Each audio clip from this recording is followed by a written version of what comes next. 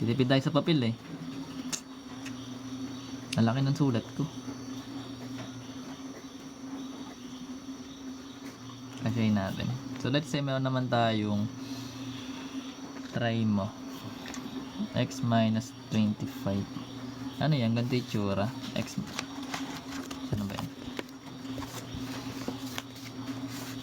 X. Marami tayo sa ano yan guys. Sa YT. Kasi nandun na nga eh. Fast forward nyo na lang. Ganito yung tsura. O naka-equals to.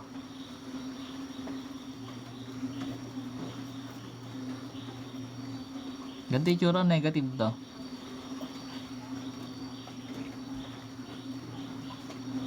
Negative 24. Sige. Try natin. Ito sa kabila para batay natin. Para malinis. That is downward. Oo, kasi x yung may squared eh.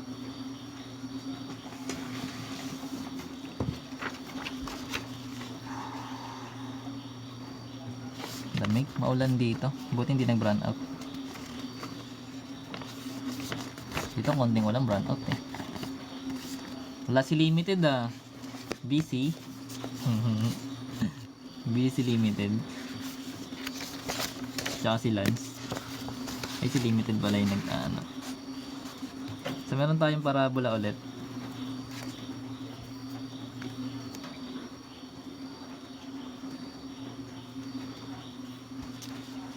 So ito yung given. X minus 5. X minus 5 squared equals negative 24. Then y minus 8. Minus 8 ba yun? Tama. May minus 8. Eto guys, ulitin natin. So meron tayong parabola na given that is naka-standard form, which is x minus 5 squared equals negative 24y then minus 8. So basically, kunin natin yung vertex. Kasi yung vertex yung pinakamadaling kunin kapag naka-standard form. So yung vertex, opposite sign lang nito. So HK yun. That is, kung negative, magiging positive. Then kapag negative, magiging positive. So magiging 5, 8 yung vertex. Then from here, pwede natin kunin yung orientation ng graph. So basically, kapag x yung may squared, it's either upward or downward. Nakadepende sa number na nandito. Kapag negative, sabihin downward. Kapag positive, downward. Upward. So, dahil negative to, that is downward. So, basically, meron ka ng idea kung magiging ano na yung tsura ng graph mo. So, from here, kunin natin yung P. So, meron tayong 4P. Equals lang dito sa negative 24. So, makakuha tayo ng P, which is equals to negative 6. Okay, susundan. Susundan. Magagets? Hindi. Sundan na. So, meron tayong P, then ito. Then, kunin na natin yung focus. So, yung focus, para makuha, tingnan mo kung ano yung ng graph. Diba yung graph natin is opens downward. Kumbaga, ganito yung format natin. So, kung nandito yung focus, ibig sabihin nandito sa baba galing sa vertex. Kung ito yung vertex natin tapos nasa baba, ibig sabihin sa y-axis siya gagalaw, dito gagalaw yung focus mo, which means magkakaroon ka dyan ng 5 then 8 then plus yung P natin kasi yan yung focus eh. So which means magkakaroon tayo ng 5 then 8 plus negative 6. Magkakaroon tayo ng focus which is 2. 5, 2. Ordered pair na ito eh. Mali ba? Parang mali ako na naman. Ay distance to eh, di ba? Pero alam ko ganito. Mali. Nakalimutan ko na. Wait lang, isipin ko lang.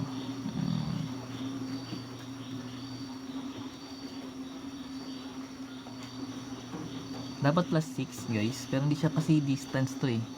Ibig sabihin plus P. Absolute value ba? Nakalimutan ko na. Pero graph nga natin muna.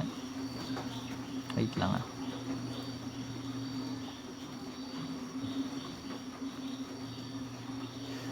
So meron tayong vertex that is 5, 8. So 5. Mali na naman yung graph. Downward naman. Yan. 1, 2, 3, 4, 5. Then 8 units. 3, 4, 5, 6, 7, 8. Dito yung vertex.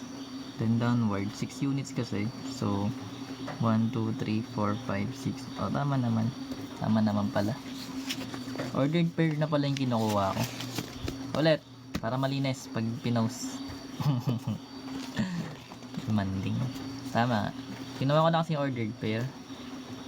Pero pwede mo yung tawag dito. Kumbaga, bago natin i-diretso. Kumbaga galing sa vertex, magbilang ka na lang ng 6 pababa. Kahit hindi mo na siya i-negative P. Anyways, pero ganito talaga yung format niya. Sulitin natin para malinis. 'Di ba, idol? Ulit. Hindi na, okay na yun. So, meron tayong given na x minus 5 na naka-squared equals negative 24 tas quantity ng y minus 8. So, syempre, kunin natin yung vertex. So, that is yung pag negative, magiging positive. Kapag negative, magiging positive. Yun na yung vertex. So, ngayon, alam natin yung orientation na downward kapag yung x yung may squared tapos negative to. Pag positive to, that is upward. Then, ngayon, from that, makakuha tayo ng 4p. So, equate lang natin yung 4p kung ano yung number na nandito sa labas.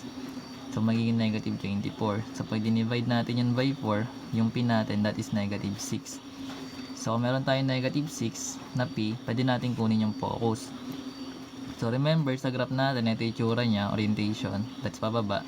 So, nandito sa y-axis, yung p natin, diba? So, ibig sabihin, dito siya mag-move sa k. Kaya meron akong arrow dito. Kasi pag ganun yung movement. So, ibig sabihin, sa focus, magkakaroon ka ng 5. Galing sa vertex, magdadagdag ka ng p. So, which means, magkakaroon ka ng 5, 8, plus, yung p natin is negative 6. Ito na yung ordered pair niya. Kumbaga, magkakaroon ka ng 5 and 2. Kasi 8 minus 6, that is 2. Ito yung ordered pair ng focus natin. Okay. Then, from here, pwede na natin kunin yung axis of symmetry actually. So, yung axis of symmetry, guys,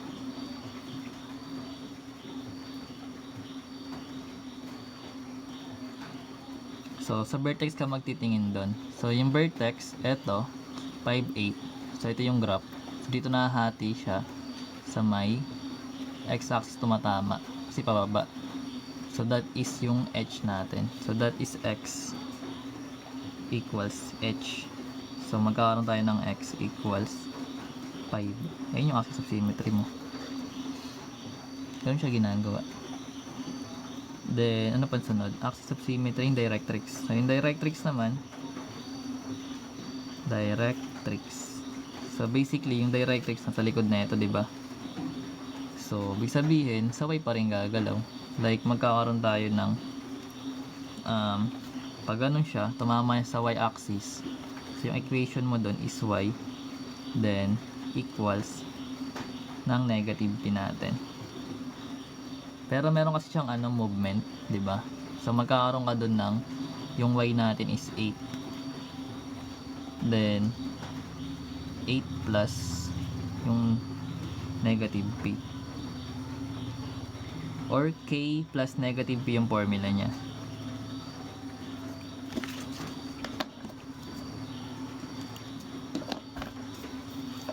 K plus negative p or k minus p, pares lang yun.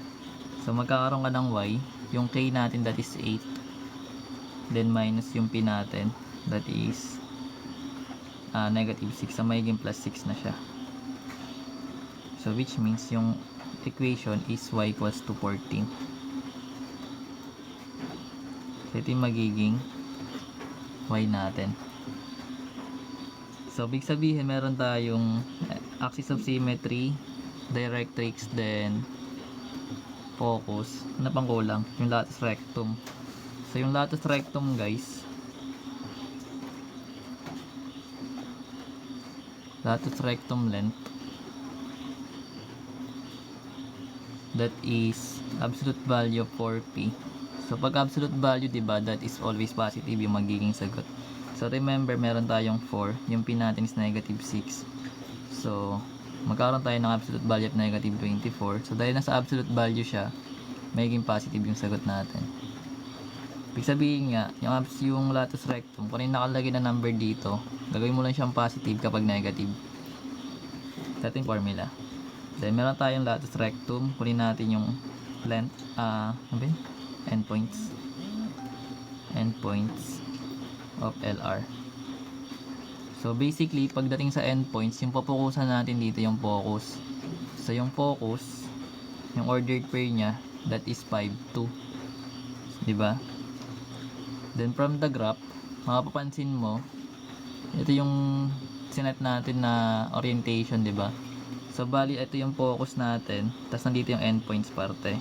So basically, gumagalaw yung endpoints natin side pa side. So ibig sabihin, dito siya gagalaw sa 5. Kasi pag ganito yung movement na ito eh. Then pag patayo naman guys, dito siya gagalaw sa kabila. So which means magkakaroon ka ng F 5 plus minus ng 2p. Kasi yun yung formula. Nagdadagdag tayo ng 2p pagdating sa endpoints ng latus rectum natin. Then, comma 2. So magkakaroon tayo ng F, then 5 plus minus 2. Yung p natin, that is negative 6. So lagay lang natin negative 6. Then, comma 2. Then, magkakaroon tayo ng F, which is 5 plus minus 2 times 6, that is 12. Then 2. Then magkakaroon tayo ng F1, F sub 1, that is 5 plus 12, which is 17, comma 2. Then yung F sub 2 natin, that is 5 minus 12, that is negative 7. So negative 7, comma 2. So ito yung magiging endpoints ng latus rectum natin. So pagdating dito, pwede na yun i-graph. So dito natin i-graph. Dito na lang. Dito na yun, okay na yun. So ito na yung vertex natin. Then syempre meron tayong focus, that is 5, 2. So kahit dito mo lang siya gamitin sa may graph. So 1, 2, 3, 4, 5. Then move ka na lang dalawa dito. Pero pwede ka nga, sabi ko guys, magbilang ka mula sa vertex pababa ng 6 units. Pwede yan. Then 6 units din pataas. So bali dagdagan mo lang to ng 6. So 1, 2, 3, 4, 5, 6. Nandito yung directrix mo. Basta pang ganyan yan. So dahil tumama siya sa y-axis, so big sabihin, yung equation is y equals 8 plus 14 to, diba? Kasi nga 14 siya dito. So yung directrix. Then yung endpoints, total nakuha na natin yung mga endpoints. So magkakaroon tayo ng 17, 2. Parang mali, 17 ba yun?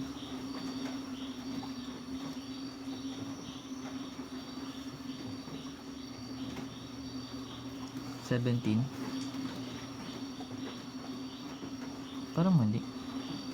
Ay, negative 7 ba? Tama ba na? Negative 7 pala, kala ko 7. So, yun, tama. So, 5 na to. 6, 7, 8, 9, 10, 11, 12, 13, 14, 15, 16, 17. Then, nandito yung F1 natin. Then, negative 7 to naman yung kabila. So, that is 1, 2, 3, 4, 5, 6, 7. Then, comma 2. F2 natin. So, ayun siya ginagawa. So, big sabihin, graph mo na lang. Maganon. So, parang ganyan yung graph niya.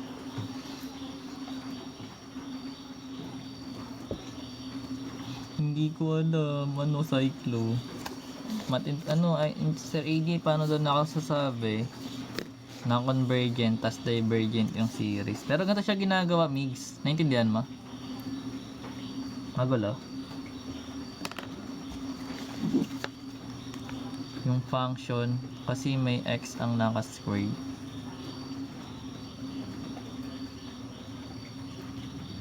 So naghahanap guys ng reviewer, yung mga sinasend, yung mga ni-discuss ko dito guys, nandito yan na yung pregal. Yung mga ginagawa natin, ayun, nasa Onyx. Then you can try to watch that and if you want.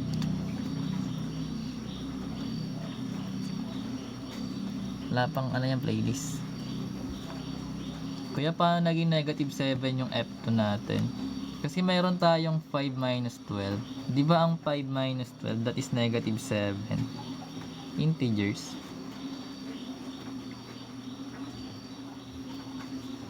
Anyways, ganito siya ginagawa. Ano pa?